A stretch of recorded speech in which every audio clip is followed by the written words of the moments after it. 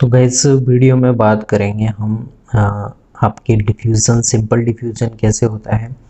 Atoms का membrane के through जो ट्रांसपोर्टेशन होता है उसमें हम दो तीन टर्म देखने वाले हैं। एक होता है एक्टिव ट्रांसपोर्ट क्या होता है, एक होता है पैसिव ट्रांसपोर्ट क्या होता है, थर्ड वन है आपका फैसिलिटेटेड ट्रांसपोर्ट क्या होता है। तो ये आपके एक्स्ट्रा सेलुलर फ्लूइड है, यानी कि सेल के बाहर का फ्लूइड है, जबकि ये सेल का साइटोप्लाज्म है इस वाले पार्ट में। और ये क्या आपकी सेल मेम्ब्रेन है जो कि बाइलिपिड मेम्ब्रेन से मिलके बनी होती है।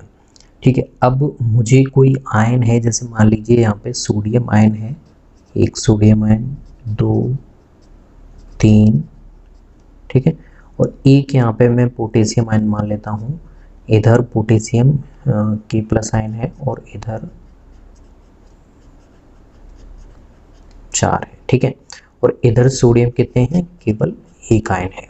ओके, अब देखिए सोडियम, अब सांद्रता का अकॉर्डिंग कैसे डिफ्यूजन होता है कि अधिक सांद्रता से कम सांद्रता की ओर अणु और आयनों का जाना, वो सिंपल विसरण होता है।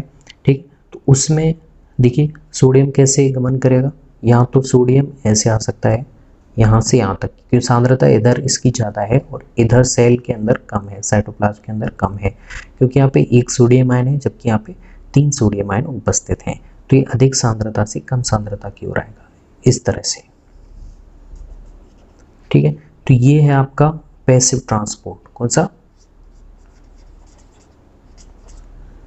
पैसिव ट्रांसपोर्ट कह सकते हैं इसे, इसे सिंपल डिफ्यूजन भी कह सकते हैं, क्योंकि अपनी सांद्रता के अकॉर्डिंग आया है अधिक से कम की ओर। ठीक है, अभी इसी तरह से पोटेशियम आयन किधर जाता है, सेल के साइटोप्लाज्म में जाता है, क्योंकि यहाँ पे 4 पोटेशियम आयन है, जबकि एक्स्ट्रा सेलुलर यानी फ्लूइड, यानी कि सेल के बाहर जो फ्लूइड है उसमें एक पोटेशियम आयन है।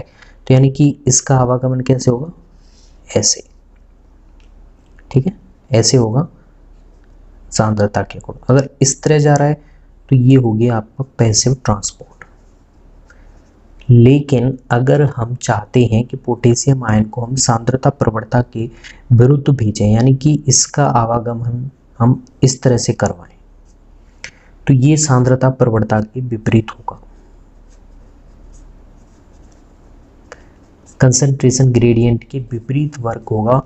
और जब भी हम कम सांद्रता से अधिक सांद्रता की ओर अणु और आयनों को लेके जाएंगे, तब आपके किसकी जरूरत पड़ेगी, आपके एटीपी की जरूरत पड़ती है।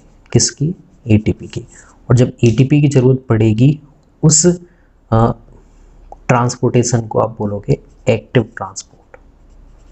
ठीक है, तो ऐसा ट्रांसपोर्ट जिसमें आपके किसकी जरूरत पड़ रही है, एटीपी की जरूरत पड़ रही है, वो आपके एक्टिव ट्रांसपोर्ट होगा। जो कि सिंपल डिफ्यूजन के अकॉर्डिंग हो रहा है वो पैसिव ट्रांसपोर्ट होगा। देख, एक और पैसिव ट्रांसपोर्टेशन का टाइप होता है, यानी कि आपके किसके थ्रू, चैनल प्रोटीन के थ्रू। ठीक है, ये कौन सा है, एक्सटीरियर प्रोटीन है, ये इंटरनल चैनल प्रोटीन है। अगर इसके थ्रू सोडियम आयन, मान लीजिए यहाँ पे 2 सोडियम आयन है और यहाँ पे 1 सोडियम आयन है।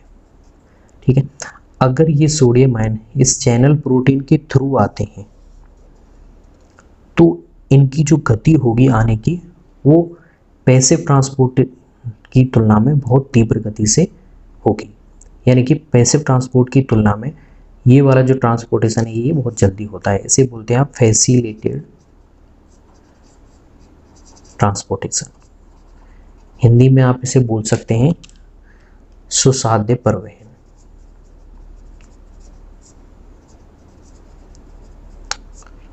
तो सुसाध्य परिवहन, साथ में ही पैसिव ट्रांसपोर्टेशन यानी कि निष्क्रिय परिवहन, ये दोनों कैसे हैं, ये डिफ्यूजन के अकॉर्डिंग होते हैं, विसरण के अकॉर्डिंग होते हैं।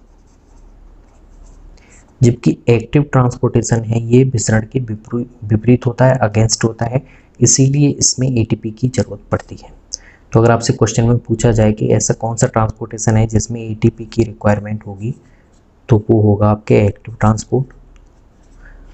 जिसमें आपके चैनल प्रोटीन की रिक्वायरमेंट होगी, वो होगा आपके सुसाध्य परिवहन।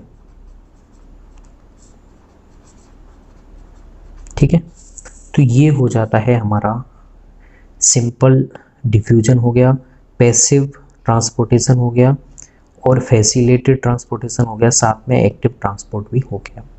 तो एक छोटी सी वीडियो के द्वारा आप ये अंतर देख सकते हैं किस तरह से हमने एक्स्ट्रा सेलुलर फ्लूइड यानी कि बाह्य कोश की तरफ से सेल के अंदर आयनों को लेके आए हैं और साइटोप्लाज्म से कुछ आयंस को बाहर लेके गए हैं इन तीनों प्रोसेस के द्वारा। आई होप गाइस आपको वीडियो समझ में आई होगी। मिलते हैं नई वीडियो में नए टॉपिक के साथ।